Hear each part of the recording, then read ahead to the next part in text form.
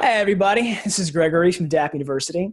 So today I've got a guest here on the channel. I've got Andrew here from Archer Tax Group, and we're going to answer all your questions that you might not even know that you have about launching a blockchain startup. And we're going to kind of talk about a lot of tax issues and legal issues that come with trying to launch a startup in the blockchain space. So you're going to watch this video if you've even thought about launching a company that's blockchain based or having an ICO or anything like that, because there's a lot of gotchas and this is such a new space and we're all kind of trying to figure this out. But I've got an expert on the channel here today to kind of go over some of those issues with you, and so his experience and what he's kind of worked on in the past. Everyone join me in welcoming Andrew. Hey, Andrew. Hey, how's it going? It's going all right, man. I'm really glad to have you on the channel today. Like I said, I'm excited to chat because, I've worked with a lot of companies in the space, whether it's advising or, building projects like ICO projects or launching, new platforms or blockchain-based solutions. And yeah, there's sometimes we don't even know the right questions to ask. We hear about something happening to someone, and so it raises a question in our mind, and so we might make a mental note of that, and then we don't even know who to get the right answers from whenever that happens, and it can be such an overwhelming endeavor. So I would love to hear from you, maybe what are some of the common questions that come up and some of the answers that you have, and, talk about, what you're working on at Archer Tax Group and things like that. Yeah. So we've been involved in a number of different ICOs, both foreign, domestic, and kind of a hybrid, which seems to be the new model of where things are going. But it's always interesting working with blockchain-based companies because really the only guidance we've gotten in surrounding cryptocurrencies or virtual currencies, as the IRS calls them, is one notice back in 2014 that, it's, I think, 4 pages long, and it gives some high-level summaries. So we have to do a lot of inferring on the back end. Can we use like-kind exchange? What's the actual tax treatment? Do I have to disclose my earnings as I trade or when I pull out the fiat? So we've been trying to be on the forefront of answering those. Anyone that's got questions kind of on that basic level stuff, I would say go to our tax blog. There's a wealth of information there. But as it relates to ICOs or STOs or whatever the 3-letter abbreviation flavor of the week it is now, it just kind of depends on the project. An ICO can be either security or utility. STOs are security token offering, and that seems to be the hot new way to protect the tokens with SAFT agreements and offering the tokens. And there's a whole different host of rules and regs that go along with that you have to be aware of. Yeah, so maybe tell me a little bit about that. And that's kind of maybe the first point I want to clear up is I hear this question a lot. People say they want an ICO, right? Mm-hmm. And really what they mean is they want to raise money for their project. They're trying to figure out the best way to do it, right? Certainly. They want to do it on the blockchain. They've seen this work for others, and they are hoping that's going to work for them as well. Yeah. And so sometimes they hear about the security token thing, and they hear about, a utility token, so they're trying to figure out what's best for them. So maybe can you kind of tell us or educate us on the technical distinction between the two, maybe from a tax perspective or legal perspective? Certainly. So, and just to clarify, I'm not an attorney. I just play one on TV. Sure. And always, talk to a qualified professional about the specifics of your business. The biggest thing with the utility token is, can I use this token for some sort of good or service within an ecosystem, whereas a security token functions a little bit more like a stock or a share of a company along those lines. Sure. You're actually investing with the intent to profit or profiting off of the efforts of someone else. The biggest delineation of that we've been told to look at, according to all of my attorney friends, is the Howey test. And there's about 4 different, specific issues of, do you put in the effort? And I think the case for Howey was actually based on an orange grove back in California in the 1930s or 40s.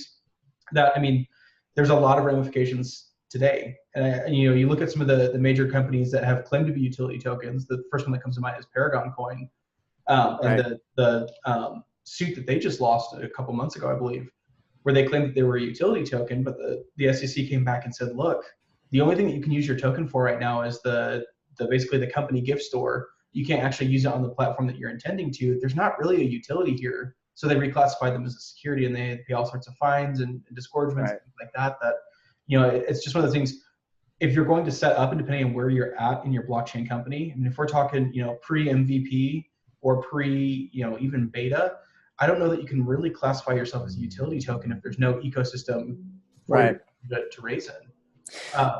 Right. So it sounds like there's some risk there in trying to create a token to raise funds before the project's even built, which is what a lot of people want to do. They want to raise the capital to even build something in the first place. Right. And I guess, depending on where you live and where your company is set up, we've had some people crack down on those efforts, kind of depending on where they're at in the life cycle of their project. Certainly. Well, the other thing too is, I mean, on the flip side, if you're not going to go utility, but you're going to go security, there's all sorts of hoops that you have to jump through, filings and things like that, that I don't know that I would be comfortable, even myself being, if I were to launch my own project without bringing a qualified attorney on. Right. There's different rules and regulations if you're going to do a security of, you can go under I think it's Reg CF, which is the crowdfunding regulations. Sure. I think it's $1.01 million that you can raise in pre-sale and still be okay under securities law. But the second you get higher up, now you're talking, Reg A, Reg D, Reg A+.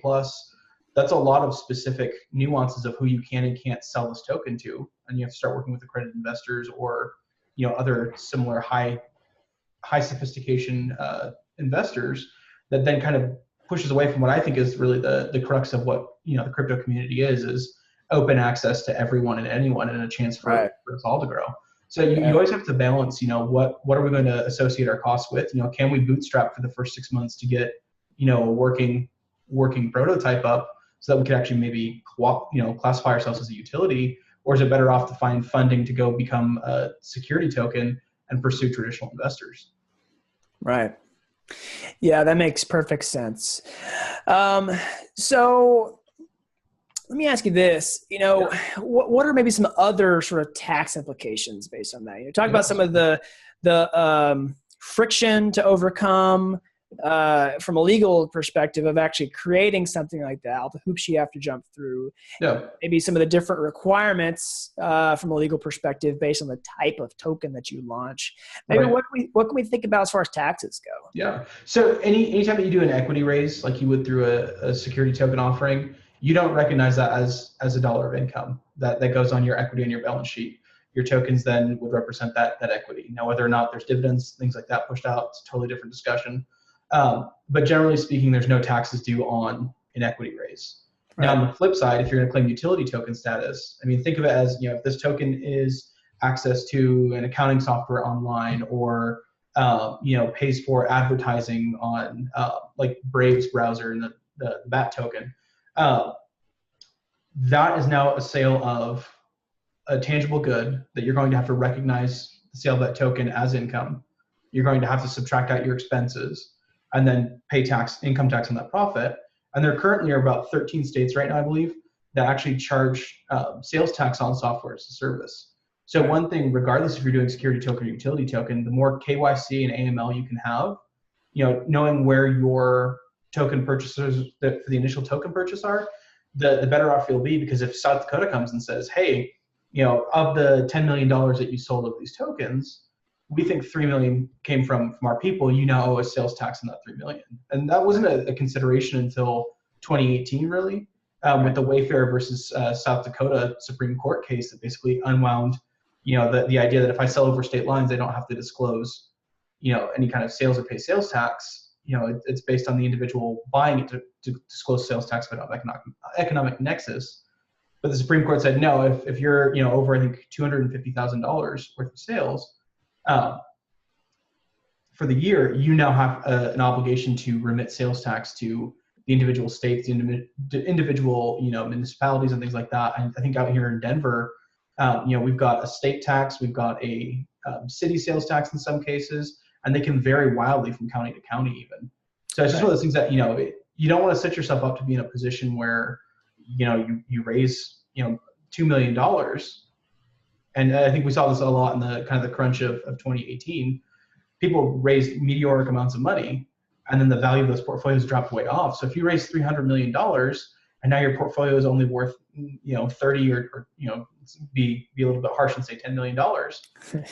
if you don't have enough expenses to offset, or you just socked that cash away and you didn't pay the income tax, and you claim your utility token, but you're not recording that as income, you're setting yourself up for a big fight with the IRS. Right. And honestly, with all states involved as well. Now, this changes a little bit, if we start looking at foreign versus domestic entities.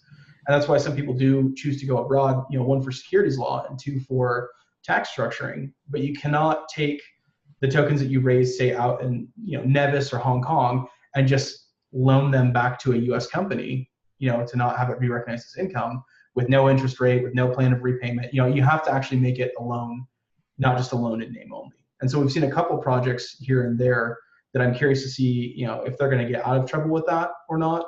But it'll be a very interesting case study the more that the Fed and the SEC catches up to kind of the schemes that are going on, and those that tried to play fast and loose with the rules, what's going to happen as far as, penalties and disgorgements and things like that. Yeah. That's great. That's great information. I've seen this happen where, people have raised money and they just run into issues that they haven't even thought of. Oh yeah. I guess kind of said at the beginning of the video, sometimes we don't even know the right questions to ask. And right. So, I really appreciate that insight. And I'm sure there's lots of other things that you've seen that are going to be very helpful that people, need to get the information about they can. Well, and I think the other really, really big one too is, if you're going to form an entity, make sure that you know what kind of entity it is. I've had a number of businesses say, well, I'm an LLC. Right. Okay, an LLC is like a flavor of ice cream. It's all ice cream, but depending on the flavor, it determines how you're taxed. And I've had some guys that, they're 4 guys on a team claim that we're covered, we're an LLC, but what they were was a sole member LLC, which means there's one member. Right. And they don't have any of the tax advantages and the structures, and you can't have, loans to, convertible notes with a sole member LLC, because it's going to either, push it into an S Corp or a partnership or a C Corp. And just making sure that you've got an idea of what that is. Some of those have flow through income structures. The sole member LLC, the partnership, and the S Corp. At the end of the year, it doesn't matter if you made a profit or not, whether you took profit out to yourself, you, the individual shareholder, are actually liable for that profit. Right. Now, if you've got a C Corp, and I think, most projects, if you're looking at bringing on investors, if you're going to do an STO, you should probably be a C Corp. It's got its own tax rate. So you're going to pay taxes on the corporate profits. And if you kick out, a dividend or something along those lines, you're going to have individual income tax as well. But there's so many different rules and regulations for, how many shareholders can you have for your entity? Can they be U.S. citizens? Can they be foreign citizens? Can they be other LLCs or entities? Those are all things that you need to think about, as you're setting things up. And it's easier to do it right the first time than it is to have to go back and unwind, 3 years of not knowing specifically what was going on with your company. Yeah, no, that makes perfect sense. And those are some great questions to ask because, that's pretty common. People say, okay, we want to set up a business structure, a business entity, right, for this startup or this project, and we're not sure which one to choose. And it sounds like there's a lot of different, implications based on, what your goal is and, what you decide. Oh, yeah. Well, that's one of the things, we can go down the rabbit hole of, walking through, what might be good for one company makes no sense for the other. If you're going to go for a true utility token, sometimes it doesn't make sense to set up a foreign entity. Sometimes it makes more sense to be domestically located, but make sure you've got all of your boxes checked before you claim that you're a utility token. Right. Because even selling goods into the United States, there might be a tax obligation due for a foreign company if they're operating in the United States that they still have to pay income tax on regardless. So it's just one of those things you have to be very, very cautious on who controls what and what the development side of things are, because there's a ton of tax credits you can still pick up. And there's a ton of different tax incentives right now with the Tax Cuts and Jobs Act that I think a lot of businesses, they're so focused on, we just got to get a product out. They don't think, well, man, if I can pick up this tax credit, I can cover my payroll tax for the next 5 years, spending the same money that I'm going to spend anyways. I just need to know how to do it, effectively. Right. Yeah. It sounds like everyone's got a unique situation, a different set of concerns and goals. And there's a lot of things to consider. Certainly. So maybe tell me, what are just some other, things to watch out for? Common pitfalls you've seen with projects, maybe if you have any examples. I know we talked about a few earlier, but are there any others that come to mind? Yeah, I think documenting everything that you can, having a good paper trail and records so that if something does go wrong, it's easier to go back and, come up with, here's why we were doing this, here's the business plan, here's what we built, here's why we would think that we would be a utility token. Have that paper trail. And honestly, the more that you can bring professionals into the conversation sooner rather than later, the better. Now, I would say try to have an idea of what your business plan is, because you don't want to be paying an attorney and an accountant to basically come up with a business plan for you. At least have a rough idea of how the system's going to interact. But having that attorney go, well, we can't do this because this violates these laws. If we do that, then we're by default a security token. But if we do it this way, maybe we could be a utility token instead and save on some of the filing fees. Having those qualified professionals and knowing even, having a good list of questions to ask to kind of vet if someone is knowledgeable. There's a handful of firms here in the United States that I would say are qualified to help with ICOs, but there are some that, claim to be, and I've seen this on the accounting side and the tax side as well. Well, what's your qualifications for knowing, cryptocurrency and taxation? Oh, my grandson gave me a Bitcoin for Christmas. Right. That's not the person I really want weighing in on my project. If someone's not an active trader, investor, watches the market and is keeping abreast of current trends, they're really not going to serve you any better than, watching a video online of a tax professional giving you a high-level summary. You want someone who's going to be able to be nuanced enough in your specific situation that they can really help you kind of navigate those murky waters. Yeah, that makes perfect sense. You're going to get what you pay for, and you always want somebody who's going to, provide you with that value. I think that's solid. And I guess that leads me to another question. You're talking about, hiring people that are competent and know what they're doing. The next thing that people often want to know is, how do I build a solid team for my project? You see a lot of people, forming maybe a core staff or a core team, maybe even augmented by several, advisors, consultants and things like that. Who are the key players in your mind that are essential for every blockchain startup, and the value that they add? Certainly. So no personal bias. Obviously, your tax professional, I think, is your number one. Right. I would say an attorney would be another solid person to have. Having someone that really understands securities law, probably more so than just a general business attorney, is probably going to be best suited to help out with your ICO or STO if they're not already a specialist in that space. The other thing too, I think that's a really big make or break for a project. Obviously you're going to have your CEO, but you want a solid COO who's going to be able to help, kind of quarterback things for your advisors, that can push things through, that can work.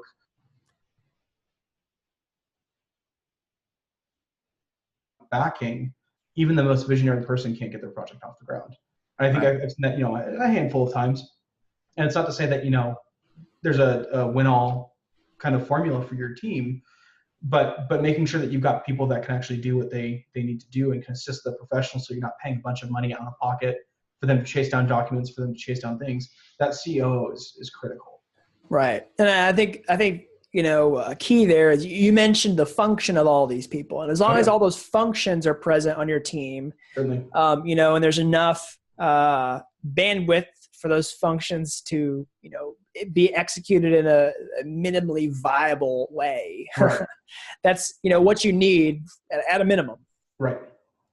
And I think that, just really builds to how do you find the right people? What's just compensation? If you're kind of bootstrapping it, what does it make sense? No one always wants to get paid in tokens. And we've seen a lot of projects come to us. We've turned projects away that say, hey, we can only pay you in tokens, and we're expecting a launch date of March, and they're talking to me in September.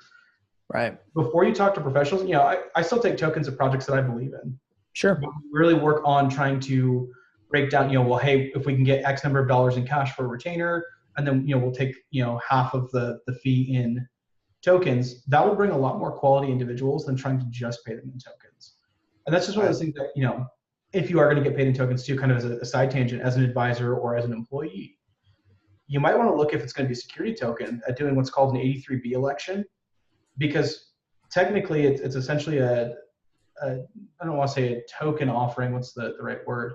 An 83B election is for, say, a stock option or something like that, where you receive, a vesting schedule, and you can pay the taxes on the total receipt of that vesting schedule on the day that you receive it. So, if the tokens are going to be worth $100 today, you pay taxes on that $100 for income tax. That starts your counter for capital gains and also locks in the ordinary income tax rate. And if it vests in a year or 2 years, if that $100 becomes $100,000, you're just going to pay the difference on the capital gains, not ordinary income on the total value received in a year. If you don't make that 83B election, that's going to be a pretty hefty tax bill. And so for those that are getting paid in tokens that are getting, starting out, if that's part of your compensation agreement, whether you're an independent contractor or an employee, that's a pretty huge tax savings. I've seen some guys with some pretty big projects that really took off that all of a sudden had $4 million come in that they had to basically take a massive hit tax-wise on $4 million, when if they would have done the 83B election at the time, they would have maybe paid $2,000 on it, and they'd rather have the capital gains now anyways than that ordinary income tax rate. That's a huge difference for a lot of people. Yeah, no kidding.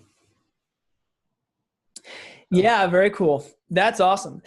Well, Andrew, I've really enjoyed our chat today. It's been very educational for me, and also I'm sure very educational for everyone watching. Before we kind of wrap up here today, is there anything else that you kind of want the people watching to know? Like, where can they find out more about you and Archer Tax Group and things like that? Because you've clearly demonstrated a lot of expertise in this field, and I know people are watching are going to want a lot of answers. Yeah. So where can we find you? Yeah, so we're at archertaxgroup.com. We've got a news and notes blog that I try to at least once a month get an article up. But if they want to reach out with specific questions, we've actually got to contact us. And we do free 15-minute consultations. I'm a big fan of education and advocacy in this space. Sure. It's really hard sometimes with just an email to figure it out. So sign up for that free 15-minute consultation. We're always happy to talk. There are some paid options too for consultations. Or if you want to bring us on, we're always happy to work with, especially blockchain-based companies. But we do focus kind of on blockchain adjacent. If you've got questions about those specifics, feel free to reach out. But the other thing too, so being out here in Colorado, there's a really robust meetup culture surrounding blockchain. I would highly recommend, if you're not already going, if there's blockchain meetups in your area, go there and meet people. The more that you can interact with people, you can kind of suss out whether or not they're quality individuals or not. In our area, there's a ton of attorneys and financial planners and things like that come to these meetups, that we're all, trading stories and trading advice and things like that all the time. That's sometimes a really good place to start, especially if you want someone who's a little bit more, well-versed in your specific local laws. Sure. Yeah, that makes perfect sense. Awesome. Well, again, Andrew, I've really enjoyed having you on the channel today. It's been very educational. Everybody, join me in thanking Andrew for being here today again. Also, be sure to subscribe to the channel if you haven't already, so that you can more people can benefit from this kind of information about, launching their blockchain startups. And until next time, thanks for watching Dapp University.